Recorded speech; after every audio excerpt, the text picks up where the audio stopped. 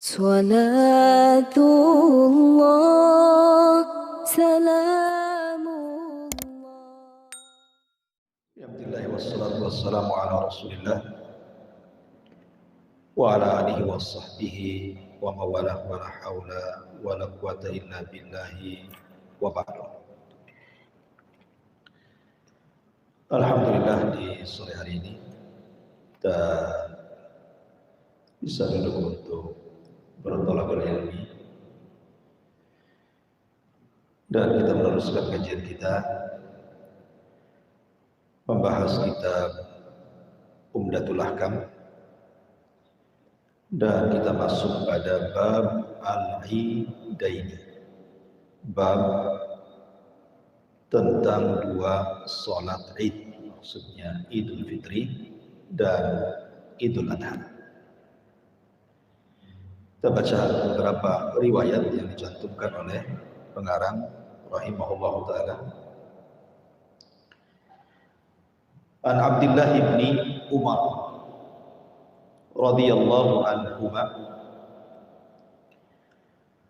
qala kana an-nabiy sallallahu alaihi wasallam wa Abu Bakrin wa Umar radhiyallahu anhuma yusalluna al-idaini qabla al-khutbah. Dari Abdullah ibn Umar, semoga Allah meridai keduanya, beliau mengatakan Nabi SAW, begitu juga Abu Bakar dan Umar radhiyallahu anhuma, mereka semua salat Id sebelum melakukan khutbah. Baik, sebelum saya jelaskan tentang hadis ini, secara ringkas kita akan jelaskan seputar hukum-hukum berkenaan dengan dua hari raya kaum muslimin, Idul Fitri dan Idul Adha. Pertama, sejarah awal salat Idul. Kita tahu bahwa ketika Nabi SAW berada di Mekah, belum ada pensyariatan salat. Salat ada, tetapi pensyariatan salat Id Al-Fitri dan Id Al-Adha belum ada. Bahkan salat 5 waktu pun belum ada. Nabi SAW salat itu hanya 2 waktu, kalau tidak pagi, kemudian petang. Baru pelaksanaan salat itu ada setelah peristiwa Isra Mi'raj. Baru kemudian disyariatkan salat 5 waktu. Itu pun pelaksanaannya baru terwujud di Madinah setelah hijrah. Lah ketika Nabi SAW sudah 2 tahun berada di kota Madinah atau tahun kedua Hijriah, sebagaimana disebutkan oleh Al-Hafidh Ibnu Hajar Al-Asqalani di dalam kitabnya Al-Talkhis, di mana beliau mengatakan ushtuhira fis-siyari anna awwala idin syuri'a Idul Fitri wa annahu fi as-sanati tsaniyati minal hijrah. Kata Al-Hafidh Ibnu Hajar, dia mengatakan pendapat yang masyhur dari kalangan ahli sejarah bahwa yang pertama kali disyariatkan itu adalah salat Idul Fitri pada tahun kedua Hijriah, baru setelahnya salat Idul Adha. Karena kita tahu bahwa di tahun kedua Hijriah inilah disyariatkan puasa Ramadan. Dan Nabi SAW ketika perang Badar itu bertepatan dengan 17 Ramadan. Tapi ada sebagian ulama yang mengatakan bahwa walaupun demikian tetapi pelaksanaan sholat justru lebih awal adalah Idul Adha, pelaksanaan sholatnya. Kenapa demikian? Karena ketika Rasul harusnya melaksanakan Idul Fitri, suasananya masih dalam posisi perang. Walaupun ada kemungkinan boleh jadi Rasul mungkin sholat Id juga bersama para sahabat ketika perang gitu. Ada juga yang berpendapat seperti itu. Intinya bahwa awal dilaksanakan salat Idul Adha ataupun Idul Fitri itu pada tahun kedua Hijriah. Ma'asyiral muslimin yang dimuliakan Allah Azza wa Jalla. Lalu kenapa kemudian dalam Islam itu Nabi SAW mensyariatkan tentang 2 hari raya itu? Tentu ada alasannya. Jadi ketika Nabi SAW hijrah dari Mekah ke Madinah, orang-orang Ansar itu mereka masih melakukan perayaan yang biasa mereka rayakan di zaman jahiliyah. Contohnya mungkin perayaan merayakan patung Uzza, patung Lata, berhala Manat dan begitu seterusnya. Jadi pengaruh-pengaruh perayaan-perayaan jahiliyah itu masih ada di kalangan para sahabat Ansar ketika itu. Jadi mereka masih merayakan. Atau kemungkinan mereka merayakan mengikuti perayaan-perayaan yang biasa dilakukan oleh orang-orang Persia. Karena kita tahu bahwa setelah Abroha, pasukan gajah yang menyerang Mekah itu kemudian menguasai Yaman, kemudian belakangan terusir dan kembali ke Ethiopia, maka Yaman dikuasai Persia.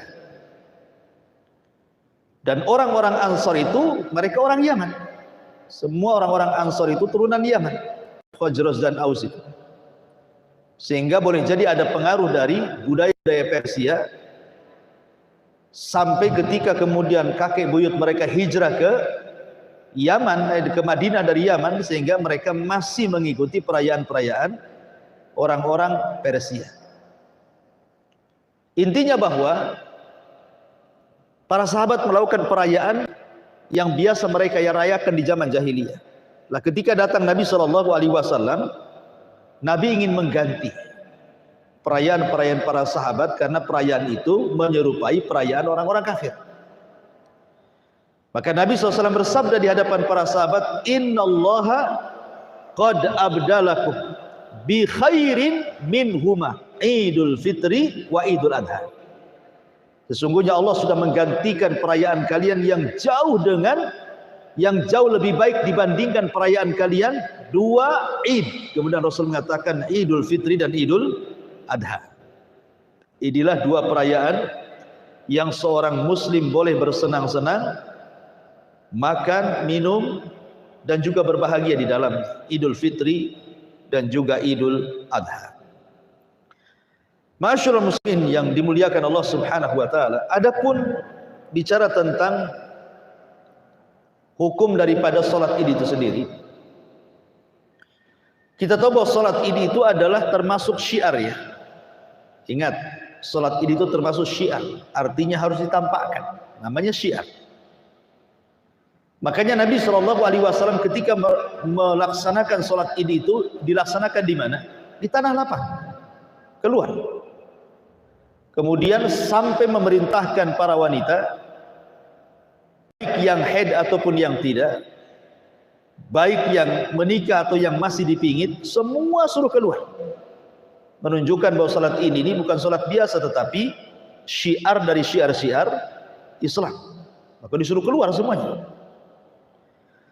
Walaupun demikian, ulama khilaf tentang hukumnya. Pendapat yang pertama bahwa salat Id itu hukumnya fardu kifayah, tidak sampai kepada fardu ain. Artinya kalau ada sebagian orang melaksanakan berarti gugur yang lainnya, sama dengan salat jenazah. Dan ini adalah salah satu dari pendapat sebagian madhab Syafi'i. Sebagian madhab Syafi'i mengatakan bahwa salat Id itu fardu kifayah. Kemudian pendapat yang kedua adalah pendapat Ibnu Abi Musa, bahwa salat Id ini tidak sampai wajib, tetapi sunnah saja. Tapi bukan sunnah biasa, tapi sunnah muakkadah. Apa bedanya sunnah biasa dengan sunnah muakkadah? Kalau sunnah biasa, ya kadang Rasul melakukan, kadang meninggalkan. Tapi kalau sudah diletakkan muakkadah, berarti sunnah itu tidak pernah ditinggalkan. Makanya disebut sunnah muakkad. Rasul tidak pernah meninggalkannya, makanya hampir menyerempet wajib gitu ya. Tapi bukan wajib, dia sunnah. Walaupun Rasul tidak pernah meninggalkan. Seperti contoh itikaf, itu sunnah muakkadah karena Rasul tidak pernah meninggalkan. Alasannya adalah, dan ini juga bukan hanya dikatakan oleh Ibnu Abi Musa, pendapat ini juga adalah pendapat Imam Malik rahimahullahu ta'ala. Berdasarkan seorang Arab Badui datang kepada Rasul sallallahu alaihi wasallam, kemudian Rasul menganjurkan untuk melaksanakan sholat 5 waktu, zuhur, asar, maghrib, isya, subuh. Kemudian orang ini mengatakan, hal alayya ghairuhun, apakah ada selain yang 5 waktu itu yang wajib aku lakukan? Kata Rasul, la, tidak ada, illa anta tawwa, kecuali engkau ingin menambah dengan yang sunnah. Menunjukkan bahwa yang wajib itu cuma 5 waktu saja. Selain yang 5 waktu tidak wajib, itu sunnah. Makanya pendapat yang kedua, bahwa sholat id itu hanya sunnah muakkad, tidak sampai wajib. Pendapat ketiga adalah sunnah, bukan wajib kifayah, tetapi wajib ain. Jadi ini pendapat yang ketiga, ini keras sedikit, bahwa sholat id ini adalah wajibun alal a'yan, wajib bagi setiap individu. Tidak boleh, kalau sampai ditinggalkan berdosa. Semua orang kena. Kalau sudah dikatakan a'yan, berarti semua orang kena, harus sholat. Kalau tidak dia berdosa. Dan ini adalah pendapat Abu Hanifah. Pendapat Abu Hanifah. Dan pendapat ini dikuatkan oleh Syekhul Islam Ibnu Taimiyah rahimahullah ta'ala. Alasannya, karena apabila sholat id ini kemudian bertepatan dengan sholat Jumat, maka kewajiban Jumatnya gugur. Kewajiban Jumatnya gugur. Berarti dia cukup sholat duhur, nggak perlu Jumat. Kenapa? Karena tidak mungkin dalam satu hari ada 2 hari raya. Cukup 1 hari raya saja. Kalau pagi sudah sholat id, artinya sudah melaksanakan hari raya kan? Kalau kemudian siangnya Jumat, gugur kewajiban Jumatnya, diganti dengan zuhur. Tidak mungkin menggugurkan hukumnya sunnah kepada yang hukumnya wajib, kecuali yang menggugurkannya wajib juga. Jumat kan wajib. Kok bisa gugur dengan sholat id? Tidak mungkin menggugurkan sebuah kewajiban kecuali kewajiban, karena sunnah tidak bisa menggugurkan wajib.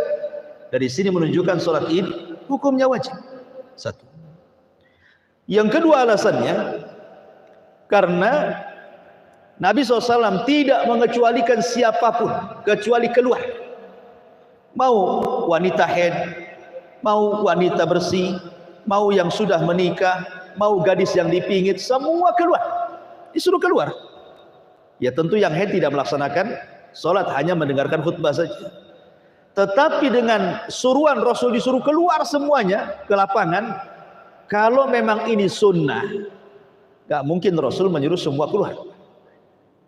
Ya kan, apalagi manusia itu kan seperti wanita, ada yang sedang hamil, ada yang sedang menyusui kan itu. Ini enggak, tanpa terkecuali disuruh keluar semua. Menunjukkan bahwa itu juga kata Syekhul Islam Ibnu Taimiyah rahimahullahu taala, bahwa hukum sholat id ini adalah wajib alal a'yan. Dia wajib kepada setiap individu.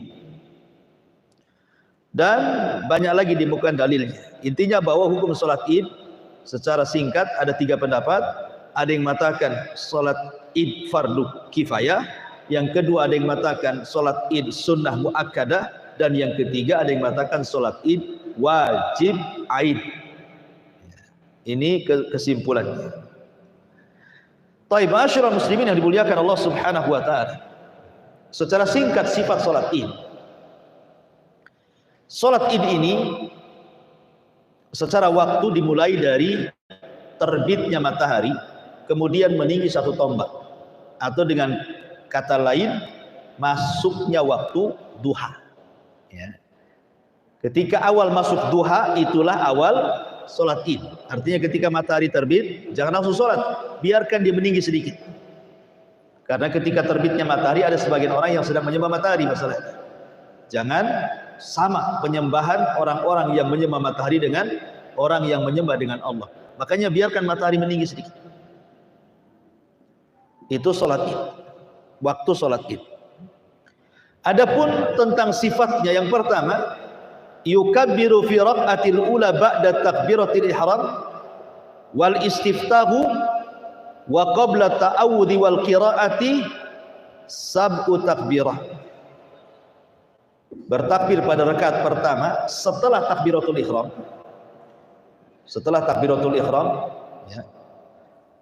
Dan juga setelah iftitah dalam salat, dan sebelum mengucapkan ta'awud, a'udzu billahi minasyaitonir rajim, dan sebelum membaca Al-Qur'an setelah Fatihah, maka dia bertakbir 7 kali takbiran selain daripada takbiratul ihram, berarti 8 takbir. Allahu Akbar, kemudian baca iftitah, ya. Setelah baca iftitah, Allahu Akbar, berapa kali? 7 kali, berarti 7 takbir tambahan plus dengan takbiratul ihram, semuanya 8 takbir. Selesai kemudian seseorang takbir 7 kali, takbir zaidah, takbir tambahan, baru mengucap ta'awud, a'udzu billahi minasyaitonir rajim, baru baca ayat Al-Qur'an. Ini yang pertama. Yang kedua, yata'awwad wa yubasmil wa yusra'u fi qira'atil Fatihati wa suratin ba'daha. Wa yusannu an yaqra'a fi rak'ataini ba'dal Fatihati suratul a'la fil ula wal ghasyiyah fi tsaniyati aw surah qaf fil ula wal qamar fi tsaniyati. Kemudian setelah membaca ta'awud, a'udzubillahi minasyaitonir rajim, kemudian baca bismillahirrahmanirrahim, kemudian dia membaca surah Al-Fatihah, kemudian setelahnya membaca surat setelah Fatihah, kemudian biasa surat yang dibaca Rasul, rakaat pertama surah Al-A'la, rakaat kedua surah Al-Ghasyiyah, atau rakaat pertama surah Qaf dan rakaat yang kedua surah Al-Qamar. Baru yang ketiga, yukabbiru fi raq'ati tsaniyati ba'da takbiratil intiqal khamsu takbiratin. Baru kemudian setelah itu ruku sujud, kemudian masuk rakaat yang kedua. Di situ ada takbir kan, namanya takbir intikal kan. Dari sujud ke rakaat yang kedua kan ada takbir di situ. Allahu Akbar. Lah dari takbir intikal ini, kemudian setelah itu bertakbir berapa kali? 5 kali. Berarti kalau dengan takbiratul intikal takbirnya berapa kali? 6 kali. Nah, gitu ya. Jadi rakaat pertama 7 kali plus takbiratul ihram jadi 8 kali. Rakaat kedua 5 kali takbir tambahan plus takbir intikal jadi 6 kali. Itu takbir dalam salat id. Ma'asyiral muslimin, adapun apakah setiap takbir dalam tambahan harus mengangkat tangan? Allahu Akbar. Allahu Akbar ini khilaf para ulama. Ada yang mengangkat tangan, ada yang tidak mengangkat tangan. Yang jelas ucapan Allahu Akbarnya itu yang penting, bukan mengangkat tangannya. Kalau mengangkat tangan kan sunnah hukumnya. Kalau ucapan takbir itu yang paling penting, Allahu Akbar. Baik, ma'asyiral muslimin wal muslimat rahimani wa rahimakumullah. Baru setelah salat kemudian berkhutbah, memuji Allah, bersalawat kepada Nabi sallallahu alaihi wasallam. Kemudian menyampaikan khutbahnya, ada yang mengatakan 2 kali khutbah seperti khutbah Jumat, ada yang mengatakan 1 kali khutbah saja. Ini masalah khilaf para ulama. Baik, ma'asyiral muslimin yang dimuliakan Allah Azza wa Jalla, adapun di antara sunnah-sunnahnya saat itu, yang pertama an yatajammal ar-rajulu bilubsil ahsanu thiyab. Hendaklah seseorang bercantik-cantik dengan pakaian yang paling baik. Ya, kalau ada pakaian yang bagus, yang baru, alhamdulillah lah kan. Kalaupun tidak, mana pakaian yang paling antum sukai, yang paling antum anggap itu baik dan indah, itulah pakai.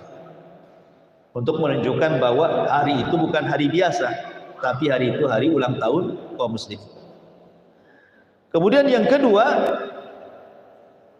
makmum harus berpagi-pagi datang ke tanah lapang dan mengambil saf. Jangan kemudian sudah penuh baru datang, susah nanti cari safnya gitu. Apalagi yang sholat di masjid gitu ya, udah penuh, akhirnya sholat di bawah beduk pula, nggak ada tempat ya kan. Kemudian yang ketiga, an yadhaba min tariqin wa yarji min tariqin akhar. Perginya lewat satu jalan, pulangnya lewat jalan lain. Jadi kalau seandainya ke masjid ini, perginya arah sana, pulangnya arah sana. Kemudian yang ketiga, an ya'kula qabla al-khuruj li salati Idul Fitri tamaratin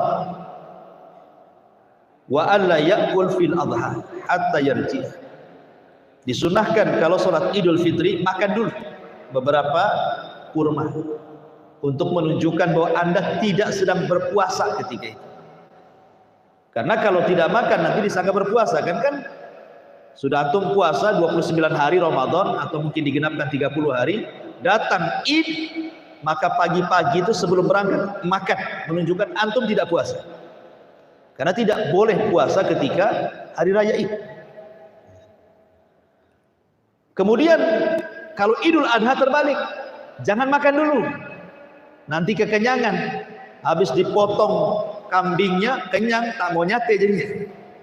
Kalau bisa lapar-lapar dulu paginya, berangkat Id, kemudian sembelih kurban, makanlah dari hewan kurban itu. Itu sunahnya seperti itu. Kemudian yang nomor 5, yustahabu ta'khir fi salati Idul Fitri. Kalau salat Id boleh diakhirkan waktunya. Jangan terlalu cepatlah, masuk 7:30 sudah Id. Kasihan orang-orang itu yang masih lupa malamnya nggak bayar zakat. Kasih kesempatan bayar zakat di pagi-pagi. Kan ada yang malamnya mungkin tidak sempat ngasih zakat karena ketiduran bapaknya kan, lelah. Pas kemudian subuh pula dia bangun, baru ingat dia belum zakat fitrah. Otomatis kan dia harus cari-cari orang-orang fakir dulu kan, untuk difitrahkan tuh. Kasih kesempatan. Orang-orang yang bayar zakat itu biar bayar zakat gitu. Makanya kalau sholat Idul Fitri bisa dilambatkan. Pamannya yang biasa 7:30 dibuatlah jadi jam 8 gitu ya, atau 8:30 gitu ya. Tapi kalau Idul Adha terbalik, segerakan. Matahari terbit meninggi sedikit saja, cepat sholat. Kenapa? Karena setelahnya ada penyembelihan.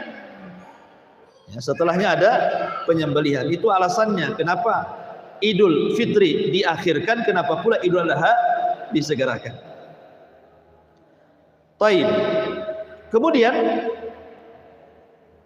kita masuk pada hadis yang pertama, itu secara singkat tentang sholat Id, Al-Fitri dan Adha. Kita nanti akan bentangkan lewat hadis satu persatu yang kita baca. Hadis yang pertama dari Abdullah ibn Umar radhiyallahu anhu, dia mengatakan Nabi SAW, Abu Bakar dan Umar, mereka sholat Id sebelum khutbah. Mereka sholat Id sebelum khutbah.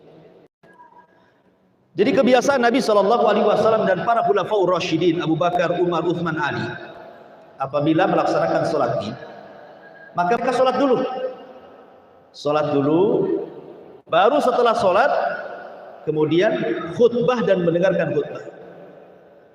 Dan begitu seterusnya sampai kepada Bani Umayyah, sampai kepada kekuasaan kaum muslimin di tangan Bani Umayyah.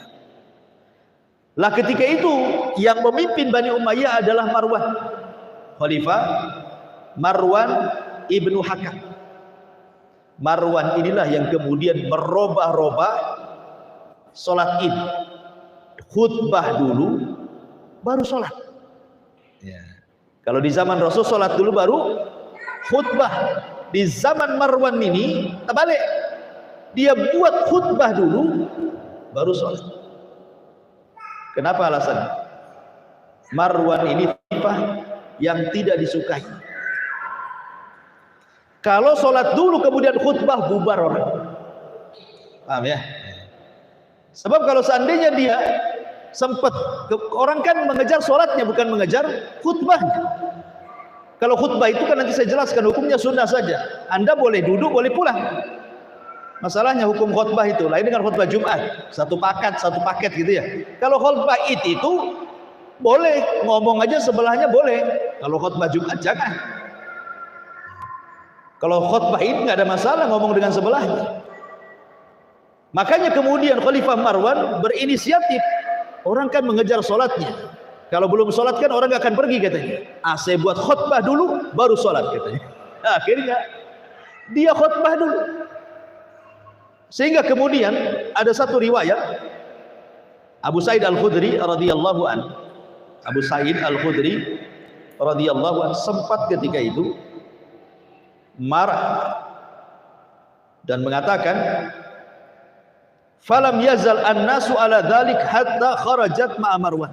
Kata Abu Sa'id Al-Khudri, manusia itu dari dulu memang begitu sholatnya. Sejak zaman Rasulullah SAW dia sholat dulu berkhutbah sampai datang kepada Khalifah Marwan, dan ketika itu dia adalah Amir Al-Madinah.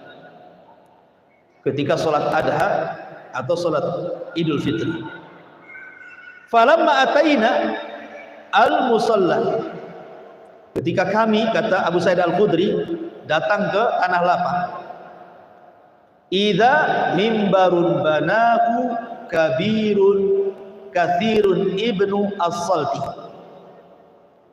Tiba-tiba kemudian mimbar sudah dikeluarkan.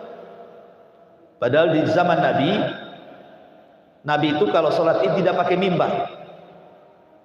Tetapi ini masalah-masalah yang tidak perlu di keras-keras ya. Kalau ada orang keluarkan mimbar, ada di zaman Nabi, apain Pak? Nabi itu kalau khutbah di tanah gitu ya. Ini kan masalah-masalah yang luas lah. Tapi kalau mengikuti sunnah, memang Rasul nggak mengeluarkan mimbar sama sekali. Jadi dia khutbah jadi di tanah gitu saja. Sebagaimana makmum ya sholat di tanah, ya imam sholat di tanah, ya khutbah ya di tanah juga gitu maksudnya. Cuma dibentangkan sajadah saja gitu. Jadi tiba-tiba kemudian Marwan ini mengeluarkan mimbar. Di zaman Nabi Khulafaur Rasyidin nggak ada orang yang mengeluarkan mimbar ke tanah lapang itu. Yang lebih parah lagi, setelah dikeluarkan itu mimbar, langsung naik dan ceramah dia. Harusnya kan sholat dulu, dia langsung naik ke atas mimbar, kemudian langsung ceramah. Berarti dua kesalahan dia.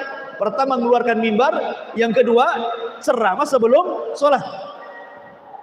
Kemudian dijelaskan, fa'idha Marwan yuridu an yartaqiyahu qabla an yusalliyah. Maka ketika Marwan hendak naik ke atas mimbar untuk berkhutbah sebelum sholat, fajadabtu thawbihi fajadabani. Tiba-tiba kata Abu Sa'id Al-Khudri, dia langsung berdiri, ditarik bajunya. Sholat dulu, ngapain? Tetapi Marwan malah menarik bajunya. Lepaskan. Kemudian faqala ya Aba Sa'id qad dhahaba ma ta'lam.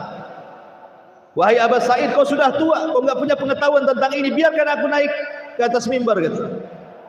Faqultu, kata Abu Sa'id, aku katakan, ma a'lamu wallahi khairun mimma ta'lam. Ma a'lamu wallahi khairun mimma ta'lam. Wahai Marwan, pengetahuanku demi Allah jauh lebih baik dibandingkan kamu. Kemudian kata Marwan, ya Aba Sa'id, innan nas lam yakunu yajlisuna lana ba'da salati.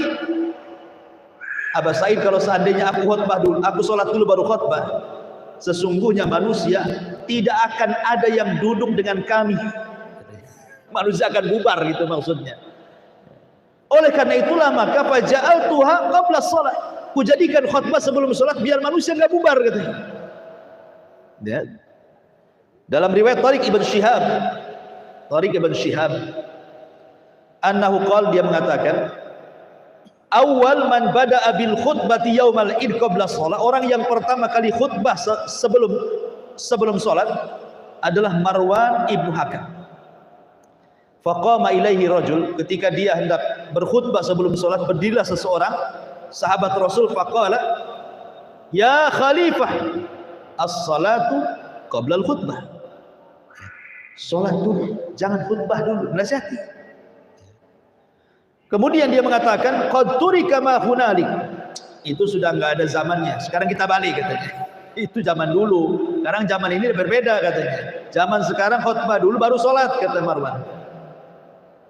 Kemudian faqala Abu Sa'id Al-Khudri radhiyallahu anhu, amma hadza faqad qada ma alaihi.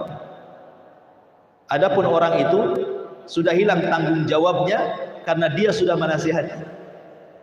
Karena aku mendengar Nabi sallallahu alaihi wasallam bersabda, "Man ra'a minkum munkaran falyughayyir bi yadihi.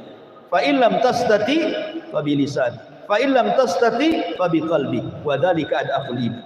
Apabila kalian melihat sebuah kemungkaran, cegah dengan kekuasaan. Kalau tidak bisa, cegah dengan lisan. Kalau tidak bisa, cegah dengan hati, dan itu selemah-lemahnya iman.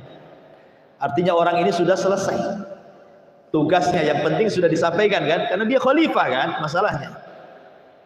Tapi masalahnya dari sejak Marwan melakukan khutbah dulu kemudian sholat, itu berlangsung kepada setiap khalifah setelahnya sampai berakhirnya kekhilafahan Umayyah.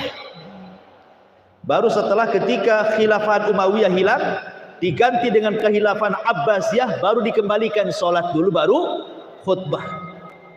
Jadi pernah terjadi seperti itu. Makanya di sini dalam hadis yang pertama di sini dijelaskan dalam hadis Abdullah ibn Umar radhiyallahu anhuma bahwa Nabi sallallahu alaihi wasallam kemudian Abu Bakar dan Umar mereka melaksanakan sholat dulu baru khutbah, dan ini kesepakatan kaum muslimin dari dulu. Ya, kecuali ya tadi pada pemerintahan Marwan ibn Hakam pada Daulah Umayyah, sampai hilangnya Daulah Umayyah dan berganti kepada Daulah Abbasiyah, baru dikembalikan kepada sunnah Nabi sallallahu alaihi wasallam. Di sini ada catatan sedikit. Dalam hadis Abdullah ibn Umar radhiyallahu anhuma, nama Abu Bakar dan Umar diiringkan dengan nama Nabi sallallahu alaihi wasallam. Karena Nabi sallallahu alaihi wasallam wa Abu Bakrin wa Umar, kan itu adalah Nabi, Abu Bakar dan Umar. Di sini Abu Bakar dan Umar selalu diiringkan dengan Nabi sallallahu alaihi wasallam. Bukan hanya di hadis ini saja, hampir di banyak hadis Nabi sallallahu alaihi wasallam nama Abu Bakar dan Umar itu selalu diiringkan. Kenapa? Menunjukkan kemuliaan kedua sahabat. Disebutkan bahkan dalam sebuah hadis ketika Nabi SAW naik ke atas Jabal Uhud. Rasul naik ke atas gunung Uhud, dan gunung Uhud itu gunung terbesar yang ada di kota Madinah. Sudah tinggi panjang lagi gunung Uhud itu, semua batu isinya. Jadi suatu ketika Nabi SAW itu naik ke atas bukit Uhud, gunung Uhud, dia, Abu Bakar, Umar, Utsman.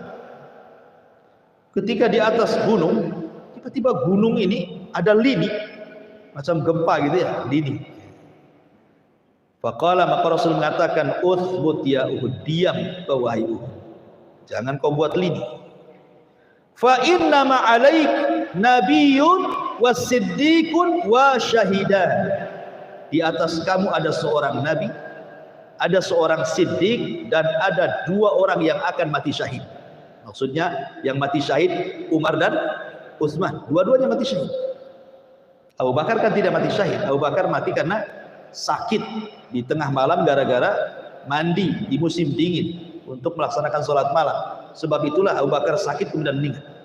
Tapi Umar dibunuh oleh Majusi, Utsman dibunuh oleh para pemberontak Khawarij. Dua-duanya syahid.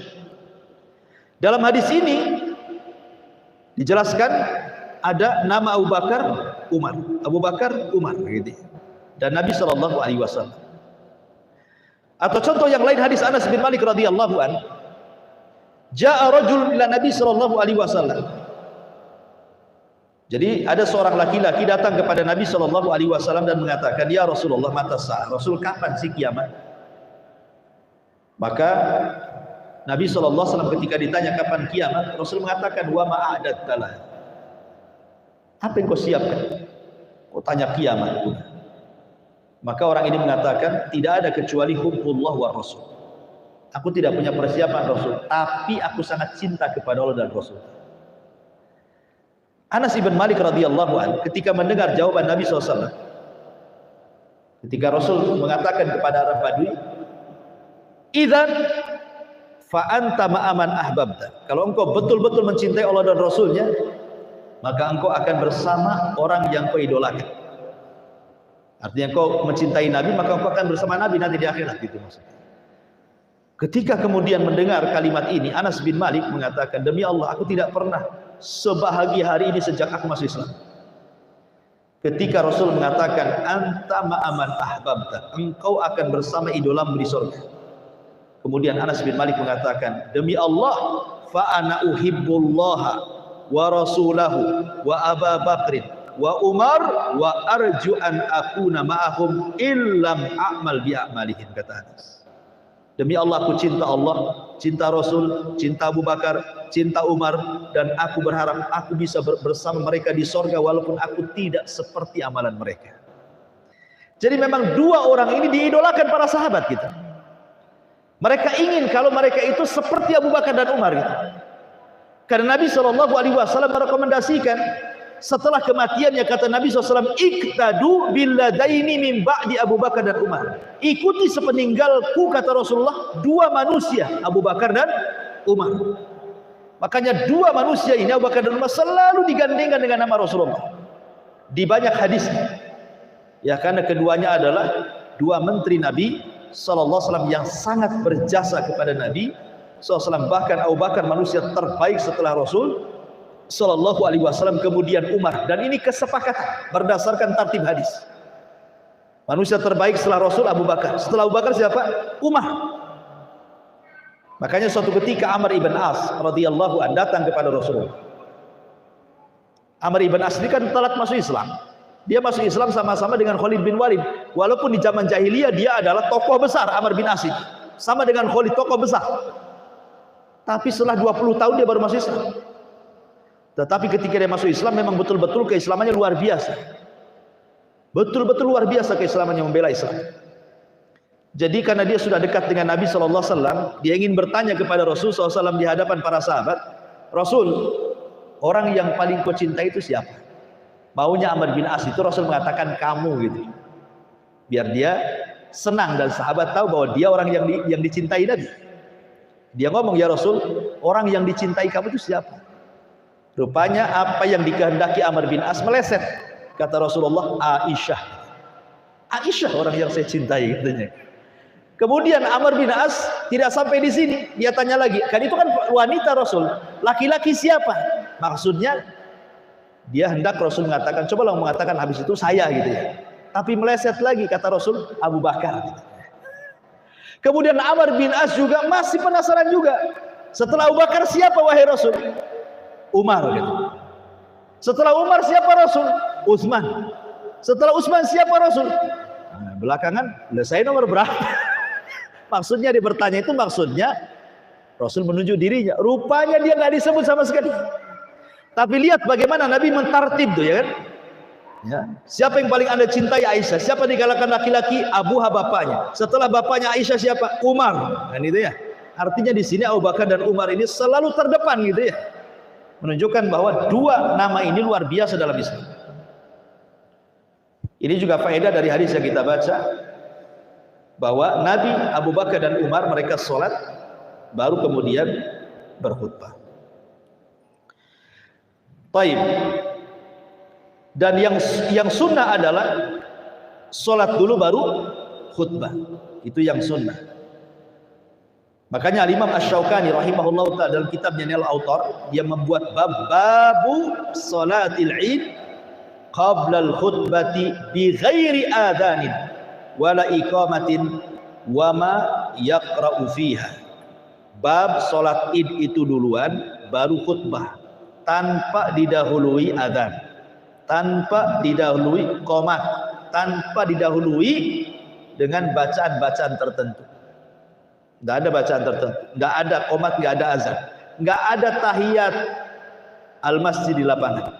Kecuali kalau sholat id di masjid baru tahiyatul masjid. Tapi kalau sholat id di lapangan tidak boleh tahiyatul masjid. Karena nggak ada tahiyat lapangan, yang ada tahiyatul masjid. Ya kan? Taib. Adapun hukum mendengarkan khutbah. Hukum mendengarkan khutbah.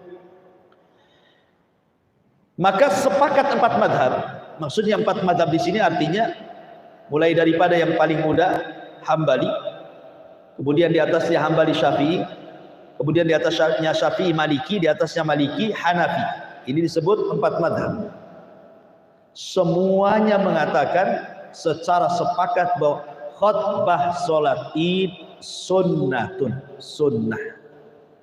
Ya, artinya kalau sunnah bisa didengar, bisa tidak. Dalilnya adalah hadis dari Jabir bin Abdullah radhiyallahu anhu. Nabi sallallahu alaihi wasallam qama yaumal fitri fa shalla fa bada'a bis salati qabla al khutbah thumma khataba an-nas falamma faragha an-nabiyullah nazala wa atan nisa fa dzakarahunna. Dalam riwayat Nabi sallallahu alaihi wasallam mengatakan, faman ahabba an yajlisa lil khutbati falyajlis wa man ahabba an yadhhaba falyadhhab. Jadi ketika Nabi sallallahu alaihi wasallam berdiri khutbah Idul Fitri, kemudian setelah selesai menasihati yang laki-laki, Rasul turun dari mimbar, kemudian mendekati safnya perempuan, kemudian memberikan khutbah. Kemudian setelah itu maju lagi ke depan, kemudian menutup khutbahnya. Dalam riwayat kata Nabi SAW, barang siapa yang hendak duduk mendengarkan khutbah, silahkan duduk. Barang siapa yang hendak pergi karena ada masalah, maka silahkan pergi. Ini kan pilihan kan namanya? Pilihan. Umpamanya kita sholat id di lapangan, kan kita tidak tahu khotibnya siapa. Sekali khutbahnya cerita politik aja nggak jelas gitu kan. Masih subhat, macam-macam cerita, nggak ada kaitan dengan Idul Fitri, nggak ada kaitan Idul Adha. Nah, pergi aja lah. Nggak apa-apa, ya, karena tidak merupakan rukun sholat kan itu, tidak membatalkan sholat. Lain dengan khutbah Jumat, sangat mempengaruhi dengan sholatnya. Tapi ini tidak satu paket. Baik yang mengatakan sholat itu fardu kifayah, baik yang mengatakan sholat id fardu ain, baik yang mengatakan sholat id itu sunnah muakkad, tetapi ketika mereka bicara tentang khutbah, sepakat khutbah sunnah. Artinya dipisahkan antara sholat dengan khutbah, gitu maksudnya. Baik, ma'asyiral muslimin yang dimuliakan Allah Subhanahu wa taala.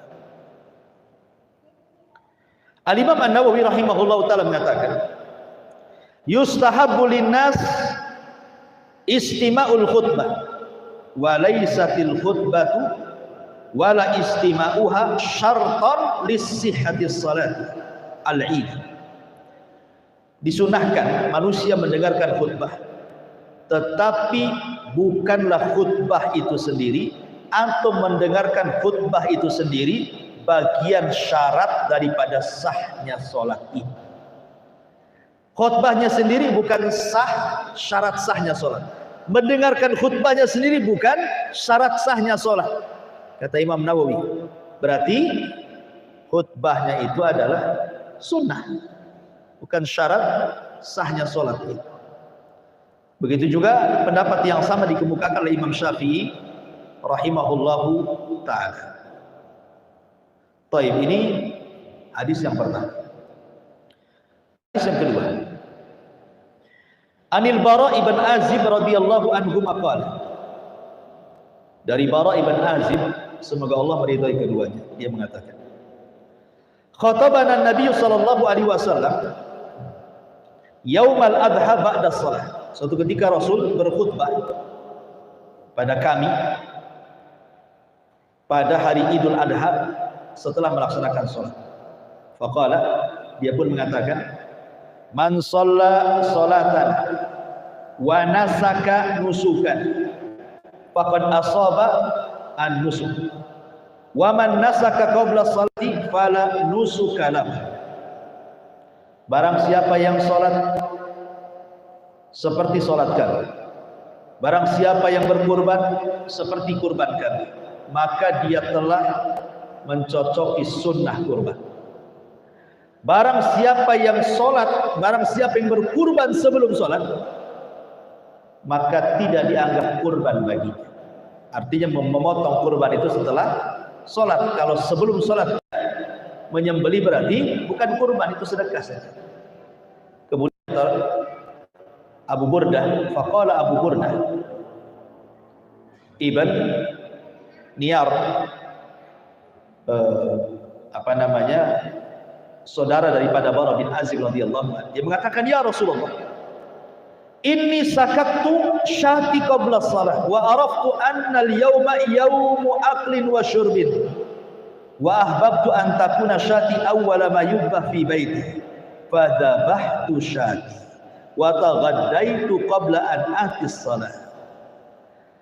Tiba-tiba Abu Burdah mengatakan, Rasul, saking senangnya datang salat ini, Abu Burdah ini semangat 45 bahasa gitu.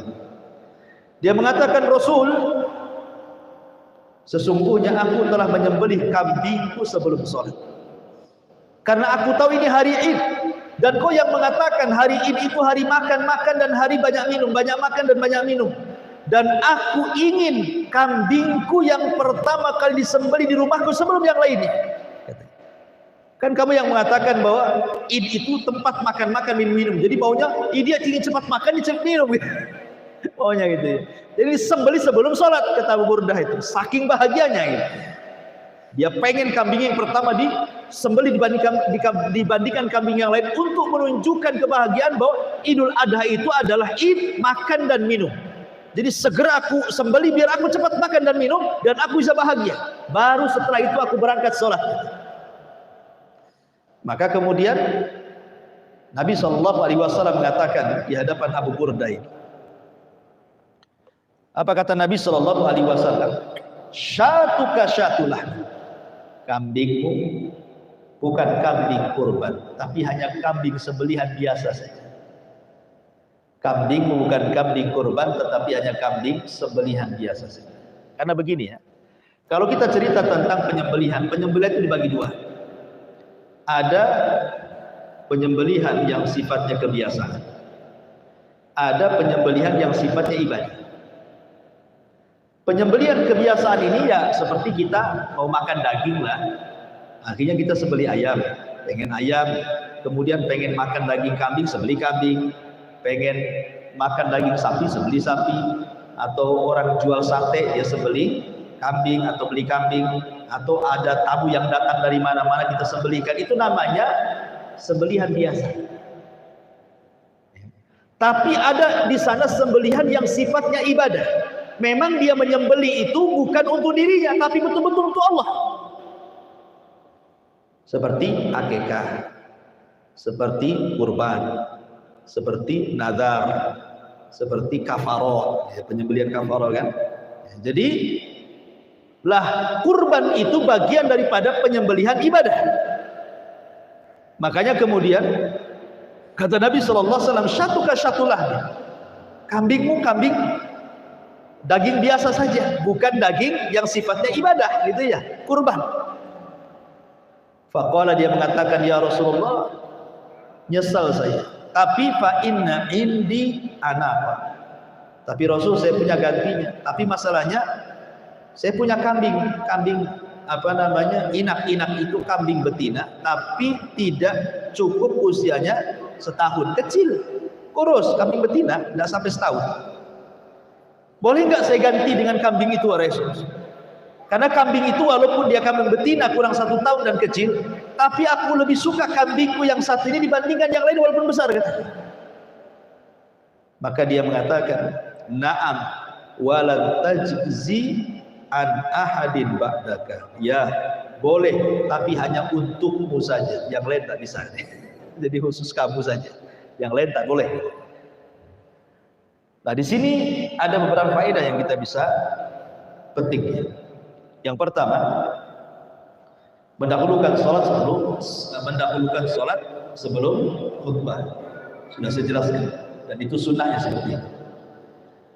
Yang kedua, orang yang menghadirkan diri dalam sholat, orang yang datang ke sholat Id dan juga bertakbir, kemudian setelahnya menyembelih korban setelah sholat, maka itulah yang mencocoki sunnah. Jadi sholat dulu, kemudian menyembelih, baru itulah sunnah. Tapi kalau menyembelih dulu baru sholat, berarti tidak dianggap kurban. Kemudian yang ketiga, waktu penyembelihan hari Idul Adha adalah setelah selesainya sholat Id. Setelah selesai rangkaian semua sholat Id, mulai daripada sholat dan juga khutbah, disitulah kemudian permulaan menyembelih kurban. Kemudian yang keempat, bahwa Yaumul Id adalah yaum farahin wa surur, itu hari kebahagiaan. Maka disunahkan untuk makan, untuk minum, kemudian ditampakkan juga dengan menggunakan pakaian-pakaian yang bagus, wewangian dan begitu seterusnya. Kemudian juga faedah di sini adalah takhsisun Nabi SAW Aba Burdah. Rasul mengkhususkan Abu Burdah dengan boleh menyembelih kambing betina yang belum cukup umur, ya, dan ini menunjukkan bahwa ini khusus kepada Abu Burdah dan tidak umum kepada yang lainnya. Kemudian yang terakhir ada dalil bahwa perintah itu kalau tidak dilaksanakan biasanya ada gantinya, berbeda dengan larangan. Ini kan ada gantinya kan, kata Rasulullah, ganti. Kalau kau menyembelih kambing sebelum sholat berarti kau ganti, ya. Tapi kalau larangan tidak ada gantinya. Larangan tidak ada gantinya. Umpamanya gini, ada dua khamar, satu merek lain, satu merek lain gitu. Kemudian dia kecanduan satu merek ini, kan khamar haram, nggak boleh khamar. Oh kalau gitu gantinya inilah, nggak begitu. Larangan itu nggak ada gantinya. Yang ada gantinya itu perintah saja. Sesuatu yang diperintahkan, kayak perintahnya korban setelah sholat, ini pula korban sebelum sholat, ganti, ya gitu ya, ganti. Makanya diganti setelah sholat. Kalau memang bisa ganti hari itu, kalau enggak ya terpaksa tahun depan lagi lah. Ya, intinya bahwa yang sunnah adalah mendahulukan sholat baru kemudian penyembelihan, karena Quran sendiri mengatakan fasolli li rabbika wanhar, sholatlah untuk Rabbmu baru menyembelih. Wallahu a'lam, saya kira dua hadis ini aja. Silakan, belum saya tutup, kita buat aja.